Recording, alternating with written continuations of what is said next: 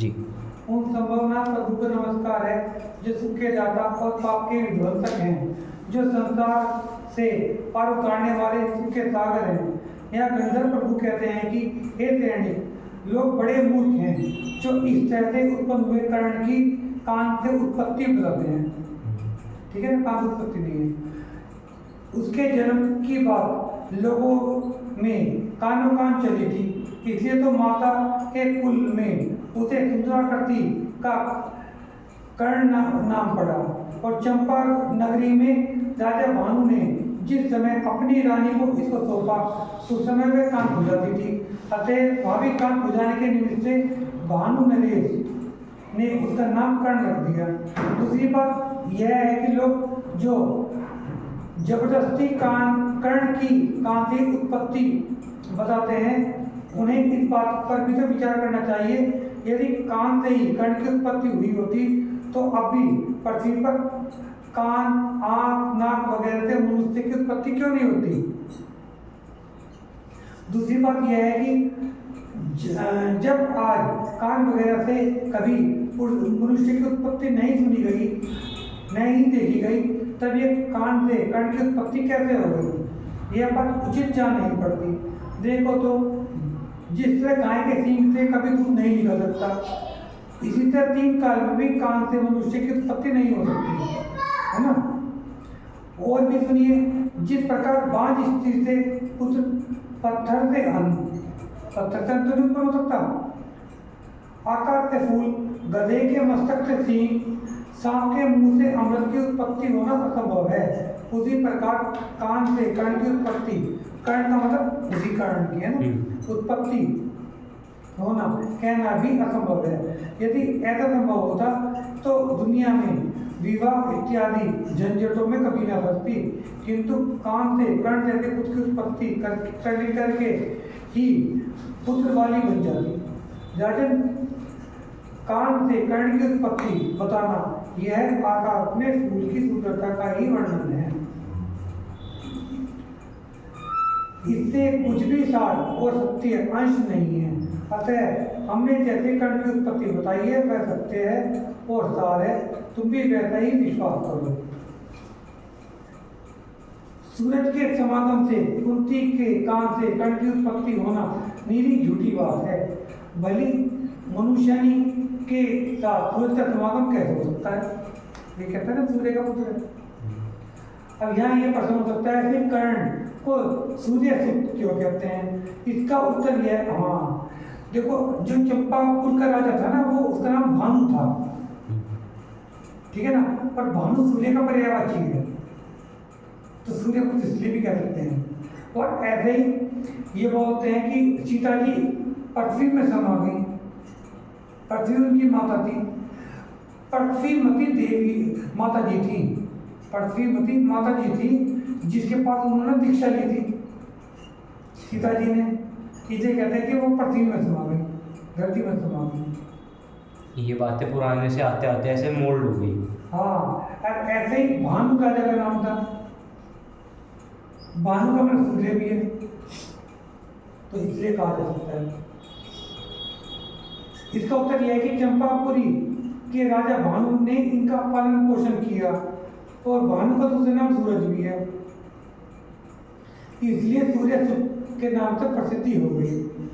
जिस तरह नंद गो नाम ग्वाल के पालन पोषण होने के कारण कृष्ण नारायण को लोग गोपाल कहते हैं, ठीक है ना। वे ये कह रहे कि वे श्री कृष्ण जी भी गोपाल नहीं थे, वे भी ग्वाले नहीं थे। राजा का नाम था नंद गो, इसलिए।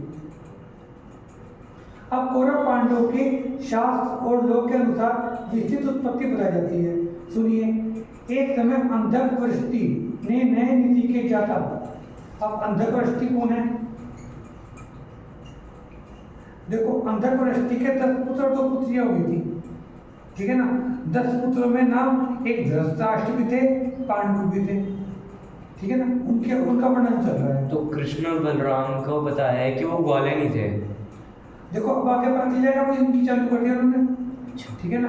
अब आगे पता चल जाएगा, बिल्कुल क्लियर पता चलेगा। लेकिन अब है ना श्री कृष्ण जी वगैरह के बारे में ना बता के उनके पिता के बारे में चल रहा है। अब जो वर्णन चल रहा है श्री कृष्ण जी के बाबा जी जो थे अंधकृष्टि थे उनके बारे में चल रहा है, ठीक है ना। उसके बाद उनके पिता का वर्णन होगा, फिर इनका वर्णन किया जाएगा। इसलिए अच्छा ये पांडु को कन्या दे दी जाए।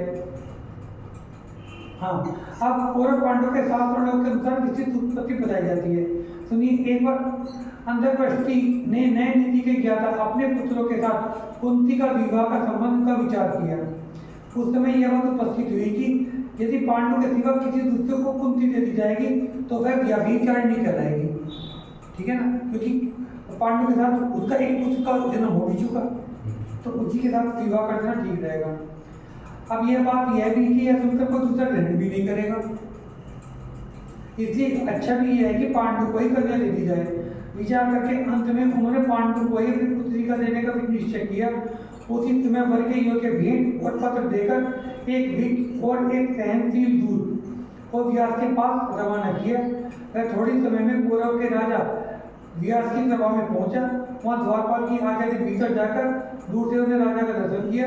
राजा सिंहासन पर विराजे थे। जान पड़ता था कि मानो वे और राजाओं को हंस रहे हैं या अपने उत्कर्ष की भावना करते हैं। उनके जो ऊपर चमक ढूंढते हैं उनसे भी वे आकाश के कुछ हिस्से को विभूषित करते हैं। उनके ऊपर छत्र लगा हुआ था, वह सूरज के प्रकाश को अपने ऊपर नहीं आने देता था, वह सूरज का तिरस्कार कर रहा था। उसके आगे देश विदेश के राजा लोगों के द्वारा भेजी गई भेंटों में ढेर लगे हुए थे, जिनसे उनकी अपूर्वी शोभा हो रही थी। ऐसे जान पड़ते थे कि मानो राजा लोगों के द्वारा दिखाने के लिए भेजे गए उनके खजाने ही हैं, या फिर देवी के सुंदर आभूषणों जैसे राजा के अपूर्व भूषण ही रखे हैं। राजा व्यास सारे संसार में उत्कृष्ट थे। वे कानों में मोहर कुंडल पहने हुए थे। जान पड़ता था कि मानो वे चांद और सूरज के दो मंडल ही हैं। वे कुंडलों को का रूप धरकर इनकी सेवा ही करते हैं। एवं जैसे वादी शास्त्र के यश को गाते हैं, वैसे ही भांति भांति के मागादों द्वारा उनके यश दिग्गजों तक पहुंचाए जा रहे थे। मानो वे मागादों के द्वारा उनकी वाणी से अमृत बरसवा रहे हों। वे कटाक्षपात की दीक्षा से दीक्षित नेत्रों के द्वारा रसीली गंभीर दृष्टि से लोगों की ओर देखा करते थे। जान पड़ता था कि वे बंधुओं की भांति अपनाते हैं। वे सेवा में आए हुए शत्रुओं को मनचाही दृष्टि से हंस रहे थे।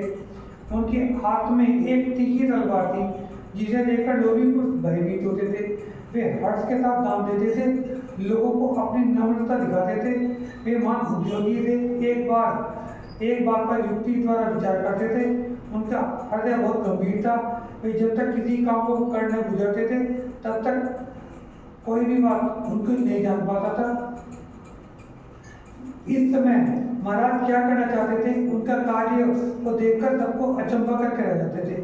दूत ने आगे बढ़कर द्वारपाल को द्वारा दिखाए गए पृथ्वीपतियों के पति व्यास महाराज के आगे भेंट रखी और उन्हें नमस्कार किया। उसके बाद वह बोला, राजन सूरीपुर के राजा अंधकृष्टि को सब कोई जानता है। वे देवताओं पर इनकी पूर्वक अपनी प्रजा पर शासन करते हैं। प्रभु, उन्होंने मुझे आपके पास भेजा है। वे चाहते हैं कि आपके राजकुमार पांडु के साथ मेरी पुत्री कुंती का विवाह हो। दूत के इन वचनों को सुनकर राजा ने कहा, जो बात युक्त है उसे कौन ही चाहेगा। भला अंगूठी और मणि का संयोग किस बुद्धिमान को पसंद नहीं आएगा। व्यास जी तो पहले से ही मालूम था कि कुंती को पांडु चाहता है। उन्होंने दूत से कहा, जैसे सूरीपुर के इस अंधकृष्टि की मनसा है, वैसे ही हमारी भी है। उनकी इच्छा के लिए हम अनुसार तैयार हैं। व्यास ने भी इस समय पांडु और कुंती के विवाह की सिद्धि के लिए बड़ा भारी महोत्सव किया और सभी सभासदों के आगे प्रतिज्ञा की कि पांडु के लिए मुझे कुंती को लेना स्वीकार है। इसके बाद नाना प्रकार के वस्त्र आभूषण के द्वारा उन्होंने दूसरा खूब आदर सत्कार किया और लगन के दिन का निर्णय करके भेंट सहित उसे सूरीपुर के लिए रवाना कर दिया। उसके बाद पांडु कुमार विवाह के लिए सूर्यपुर जाने के लिए हसनापुर से निकला। वह नाना प्रकार के बहुमूल्य गहने पहना था। उसके साथ कितने ही राजागण थे। इसके पास सफेद सफेद छत्र लगा हुआ था जिससे कि वह इनके जैसे शोभा पाता था। इसके आगे आगे नाना प्रकार के बाजे बजते थे जिससे कि सभी दिशाएं शब्द में हो रही थी। परकीर्णक जन उनके ऊपर चामर ढोते थे। उसे जैसा जान पड़ता था कि मानव पृथ्वी पर एक वही श्रेष्ठ पुरुष है। चमन उसकी उत्तमता को ही जता रहे थे। पांडु के घोड़ों की टापों से जो धूल उड़कर लोगों को दूषित कर रही थी उसे जान पड़ता था कि वह लोगों को जानबूझकर धूल से रंजित कर विवाह के आनंद को प्रकट कर रही है। इस समय वह इंद्र जैसे शोभा पाता था। इंद्र से किसी भी बात में कम न था। इस समय पांडु के साथ जो सजे हुए सारथी सहित रथ समूह जा रहे थे वे ऐसे जान पड़ते थे कि मानव जंगम मंदिर ही है और वे चलने योग्य हो गए हैं। दांतों के प्रहार से पहाड़ों को भी गिरा देने वाली अपनी ध्वनि से दिशा को प्रतिध्वनित करने वाले हाथी चिंधाड़ रहे हैं। छाता लगाए हुए मित्रगण जो मित्र मंडल की तरह सुशोभित था साथ जाने की खुशी से हर्षित हो रहा था। आज ही तक होते हैं ना। या वाणी के ज्ञान से सूर्य लोकालो सो वाणी मस्तक लघु सदा हे जिन वाणी भारती तो जगुंद्रम ज्योतिष शरणा भय सुपाप सच्चन की जय।